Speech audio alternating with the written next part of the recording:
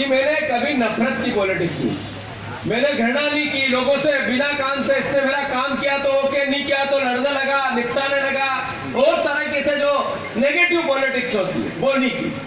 और 2 नंबर के लोग वही करते हैं, उसके बाद जीत जाते हैं। मैं इससे हैरान हूं।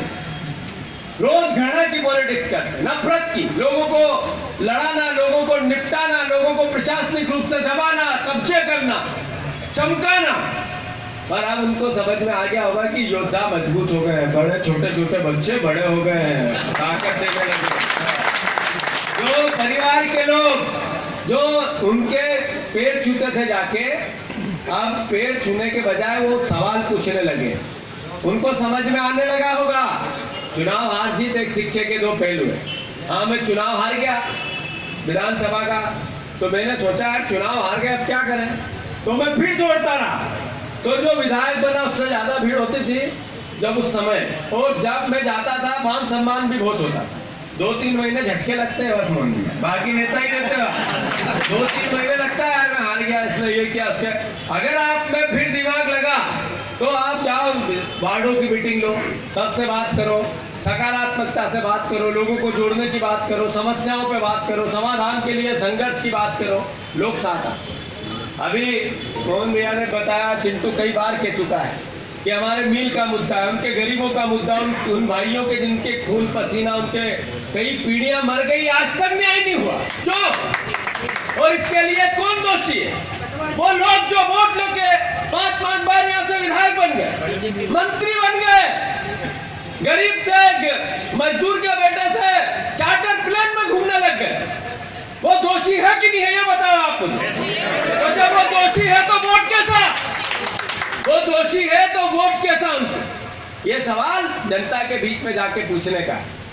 मैंने विधानसभा में ये मुद्दा उठाया था, हमारे मिल का मुद्दा जो 144 हफ्ते से लगातार लोग 1405 मीटिंग लगातार हर हफ्ते होती है। कितना धैर्य होगा, कितना परिश्रम होगा, कितनी लगन होगी, उसके बाद भी उनकी आंखों में कभी ऐसा भाव नहीं आया कि इन गरीबों की मदद करें, फिर भी वोट मिलते हैं। क्यों? ये सवाल है हमारे बीच में। इसके लिए हमें कुछ अपने अंतरात्मा में भी विचार करना चाहिए। मैं वचन देता हूं कि हमारे मिल का मुद्दा हर हालत में कांग्रेस पार्टी की सरकार सुलझा के रहेगी, अन्यथा हर हालत में चाहे कुछ हो जाए, हमारे कमलनाथ जी के सीधे निर्देश है कि हर गरीब का, जिसका हमने चुनाव के वक्त ये कहा कि आपका हम ये करेंगे, आप हमें वोट दो, हम उनके साथ हैं।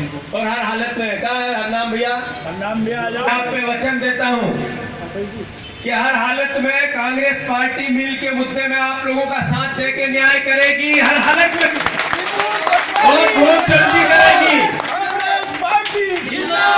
बहुत जल्दी करेगी। आपसे आशा है कि आप उन परिवारों को कांग्रेस की ओर लौटाओ, बुलाओ, हमारे साथ करो, उनके बच्चों को करो, उनके बच्चों को समझाओ और उनकी मीटिंग हमारे साथ करो। मैं आना चाहता हूं, मिलना चाहता हूं। आप लोग ये रविवार के दिन एक रविवार आप चुनो मोहन भैया, और जितने मिल मजदूर थे उनकी लिस्ट बनाओ, और लिस्ट के साथ सबको बुलाओ, सबका खाना देंगे हम, और बात करना चाहते हैं उनसे, समझना चाहते हैं क्यों आप लोग कांग्रेस की इन तक मजदूर गरीब रीढ़ की हड्डी था क्यों दूर हो। विचार करेंगे, बात करेंगे और काम करेंगे।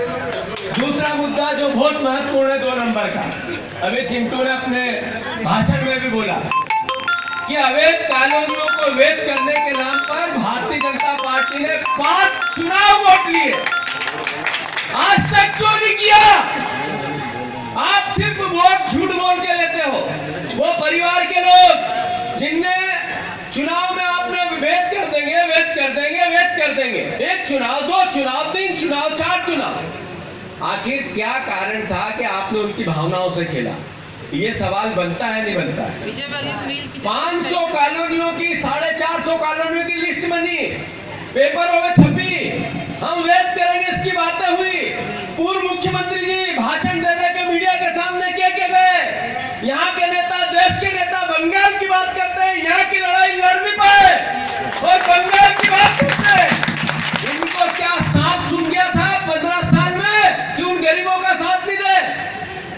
वचन है कांग्रेस पार्टी का, इस बार के नगर निगम का चुनाव आप हमें जिता, हम आप अवैध कॉलोनियों को वैध की पूरी श्रेणी में लेकर आने का वचन देते हैं, देंगे, करेंगे, हर हालत में करेंगे।